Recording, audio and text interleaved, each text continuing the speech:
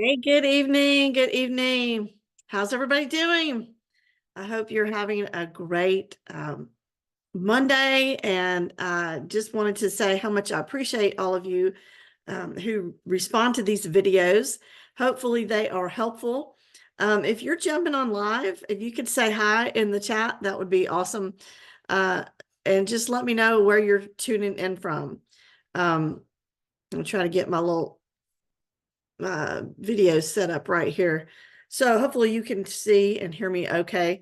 I'm Cindy Baker, ADHD productivity coach, and I work with professionals and entrepreneurs who have their brains wired just a little bit differently. It makes us creative. It makes us great problem solvers. And hopefully, if you are someone who's considered neurodivergent, you are working in a field that really allows you to bloom. Because ADHD, it impacts how you interact with pretty much every area of your life, right? And some qualities of ADHD, like creativity and hyper focus and having high energy, that can actually be an asset at work. But there are other core symptoms of ADHD that really provide challenges in the workplace. And so that's what we're going to talk about. Some of those challenges can negatively impact your ability to plan and focus, execute, pay attention to details, remember things. And we spend a lot of time at work. So besides the fact that we need money to pay our bills, work gives us a chance to create and grow and be challenged and contribute to things that we care about. So we're going to take a look at how ADHD might be impacting your work and some effective strategies that you can try to minimize some of the negative aspects that these symptoms can take on your life. So again, if you are jumping on live, say hi in the chat. Hey, everybody who is jumping on. And whatever platform you're watching on, please let me know. If you're watching the replay, just say hashtag replay. It lets me know which topics are interesting to you. And I need to let you know up front that I am shifting to giving the bulk of my tips and content to my paid Facebook group called Focus and Flow.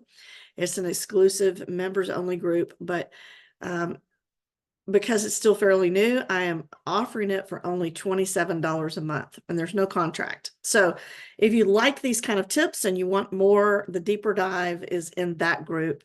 Just reach out and I will give you the link to join that. We have a lot of fun in there. So we're gonna just give an overview here. But ADHD, due to the nature of the condition, it's more likely that your challenges are going to kind of come and go, because the other factors play in, like stress, personal stress, work stress. Maybe you have mental health issues like anxiety or depression. If you're female, maybe your hormones come into play, and maybe your job gives you different demands, and that at different times, and that heightens ADHD symptoms, and that interferes with your job. And so there's some common work issues that are associated with ADHD, and we're going to talk about some of those. There are more, and these don't always have to be the case. These are just some common ones. One is lower productivity. And you may be working really hard, maybe even harder than your peers, but certain symptoms of ADHD can make it more difficult to be productive as a neurotypical coworker. Executive dysfunction and ADHD interferes with your ability to keep your attention on one task.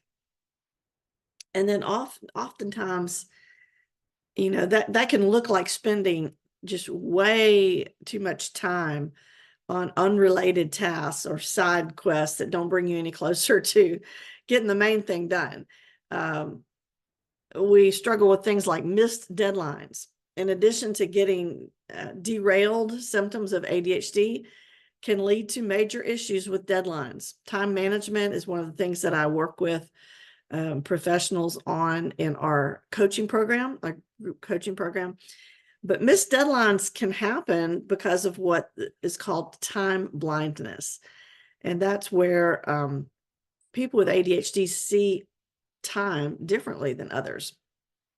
You got procrastination due to, ADHD task paralysis, or maybe struggles with organization. And then, other things in the workplace that you might not think about, conflicts with colleagues or your supervisor. Interpersonal conflict, that's a common issue with ADHD, because you've got the areas of the brain that are impacted by ADHD can make it hard to regulate your emotions. And then, and I've been known for this. Sometimes we're known for like speaking our mind, right? Giving people a piece of your mind that you can't afford to lose. So you have instances of reacting or overreacting, blurting out your thoughts, being a little too blunt when you're telling people things. All of that leads to friction with coworkers. I've struggled with that myself. And you've got stress and burnout. People with ADHD are more likely to experience stress and burnout than their neurotypical peers. That's just a fact. So people with ADHD have a much harder, they have to work much harder, let's say, to do basic tasks, things like organizing, hitting deadlines, paying attention. And they're already at a disadvantage with this mental workload. Our brains are just spinning constantly. So a lot of people with ADHD, they feel this social pressure to fit in and please everybody. And then that makes them want to get overcommitted in their schedule because they're trying to prove themselves, and they end up working harder than everybody else, taking on too much. And all of that combined with an increase of, other mental health conditions that a lot of times go with ADHD, you have stress and burnout. Another problem in the workplace is loss of income. You have difficulties at work, conflicts, other challenges. It's going to lead you to miss opportunities, sometimes even losing your job. I'm trying to think. So things like making little mistakes in your job application, late submissions, other executive dysfunction related errors that just keeps you from promotions. It leads to you being overlooked for job opportunities. And so, there's some things that happen. ADHD can lead to some disadvantages in the workplace, but it is possible to find ways to manage your symptoms and even thrive at work. And that's one of the things that I help people with in my coaching program, is that we don't try to just kind of cope with having ADHD. I teach people how to actually thrive and use it to their advantage.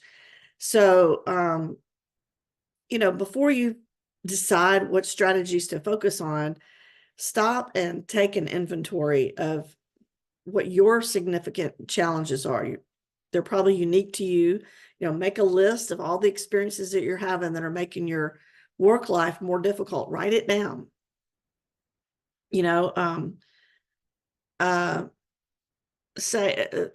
in the blank, like, if someone had to do blank for me at work, my work life would be blank percent easier. So once you know like what specific tasks and demands at work are really dragging you down, then you can be more precise and more direct in your approach to managing them. So big thing is time management. I'm going to dive into that a little deeper in Focus and Flow group. And I have extensive training on this in my coaching program. But don't be afraid to get over organized. You may already be using like your phone calendar. Um, I would say get a paper planner in addition. I use a wall calendar, I have a whiteboard with lots of colors and deadlines and meetings, other important information. It all goes in my planner. Color code everything. If you know, get visual, because if you have ADHD, your brain is going to respond to those type of things.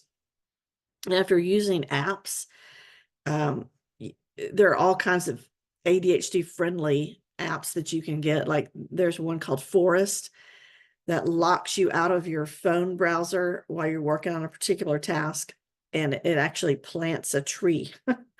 And the tree lives if you stay focused, and the tree, so sad, the tree withers and dies if you cave into temptation. So sometimes keeping an imaginary tree alive, that's all the encouragement that you need to finally send that email to Betty in accounting or whatever. But play around with and see what works for you. I definitely recommend you having a planner. You need to put it on your desk. You need to have it the same with you all of the important times in your day. Make it fun. Get colored pens, stickers, you know, any other planner related things that make you want to look at it. I always say the best planner is the one that you'll use, but don't have a bunch of different places that you keep appointments and deadlines. Put everything in one planner, personal and business. You know, book meetings, write down deadlines. The more things you write down and get it out of your head, the easier it's going to be to fill those gaps in your memory when they occur. So, you know, one of the biggest reasons for time management issues with ADHD is the buildup of these looming little small tasks that just keep you frozen. So when you get a task that you really don't want to do, ask yourself, how long will this take me to do it? And if the answer is anything less than 10 minutes, do it right away. It's called the 10-minute rule. Or some people even have a 2-minute rule. And it's like you're decluttering your, like the shelves in your brain. And you're going to spend way more time being haunted and stressed by the task sitting on the back and gathering all its little friends, right? Just get into the habit of doing the small, maybe not fun, but small tasks. And it's going to make a big difference in your work life. It's going to free up all that much needed brain space. You don't need all that clutter in there. And again, I'm going to go into more detail and focus and flow, but do it in bulk. People living with ADHD are more likely to do a task if it's engaging and challenging enough. So one email might feel boring, but responding to 12 emails, now it's like a challenge, right? Lean into that challenge and do things in bulk. Set a timer, put on music, you know, whatever you need to do. But take a chunk of time to cram in all of that delayed work. You know, there's a part in your brain that just craves achievement, and it's going to scratch that itch. Plus, you get that thrill of that cram session. You know, we love to do things at the last minute. It's not the best practice, but our brains like it. Just make sure to schedule bulk sessions, you know, and stick with them so that things don't get pushed too far out into the future. You know, set goals. Everybody tells you that, right? But with people with ADHD, they a lot of times just want to sprint ahead to the end and be, you know, what we call extra. Like the kids say, oh, you're so extra. Like we want to do everything grand and great. I say give yourself permission to be not the best in everything. I know that doesn't sound, it's not popular, but if you're just going for just all out all the time, it's going to lead to being overwhelmed and stressed and missing deadlines. Um, I have a phrase that I teach my coaching clients: done beats perfect. If you're trying to be perfect, sometimes you don't even finish, and then that's worse. It'd be better to be okay with 90%. Just learn to be okay with that. Because when it comes to work goals, start with, small, kind of boring goals that are easy to achieve, but they bring you closer to your end goal. And that might feel weird, but it is effective. Try this. The next time you have a deadline, break it up into smaller, more achievable goals, and then do them one at a time. Just getting something done without complications. It's actually pretty refreshing.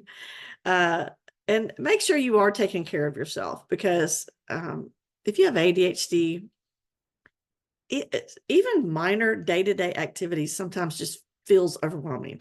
Sometimes we're so in our emotions and we get exhausted, and it does affect your work. But you're not going to be your best unless you schedule some downtime, because you've got this beautiful creative mind, and your brain needs to restore itself. So during the workday, you can schedule like small blocks of downtime. Um, I teach people when they start to feel overwhelmed to take in 4 deep breaths and breathe out 4 counts. Do that 3 times and put your shoulders down.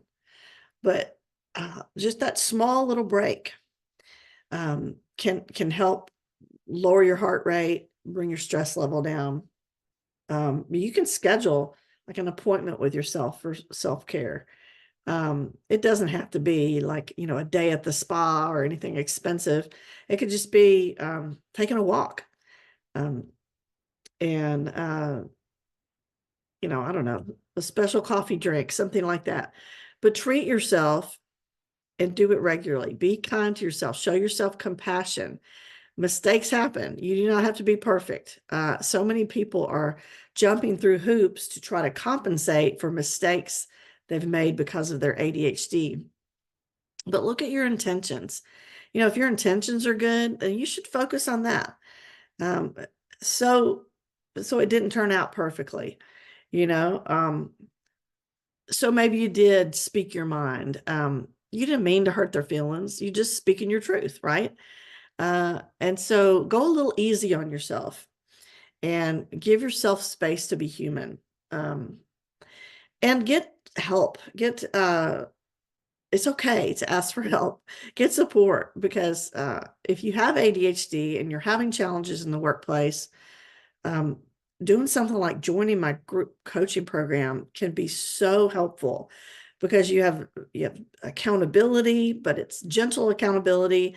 You have support, you have encouragement, you're learning about your brain, you're getting real-time personal coaching with your individual situation, how you should proceed, how you should plan, decisions that need to be made. And just having that support is invaluable. So I encourage you, if you are, if you're wanting to get somebody to kind of walk alongside you, please look into my coaching program, reach out, and we'll get on Zoom and chat about it. Just a reminder too, that I am, for the month of February, I've been promoting my course on how to communicate better with ADHD, and that would really help you in the workplace. And so I'm doing this crazy thing where I'm offering it for $19.95. Just for a few more days, you can get it for $19.95. So I'll put the link in my Facebook group where this is streaming. And if you're watching on another platform, just reach out and I will get you that link. But I'd love for you to take advantage of that. And again, Focus and Flow is another paid membership group that I have that's only $27 a month right now. You don't get the group coaching, but you get double and triple the amount of training that I give out for free. And you do have things like live Q&A sometimes, and a lot more interaction where you can get support from others. And I just encourage you to check that out. So I hope you have a great rest of your Monday, and I will see you next time.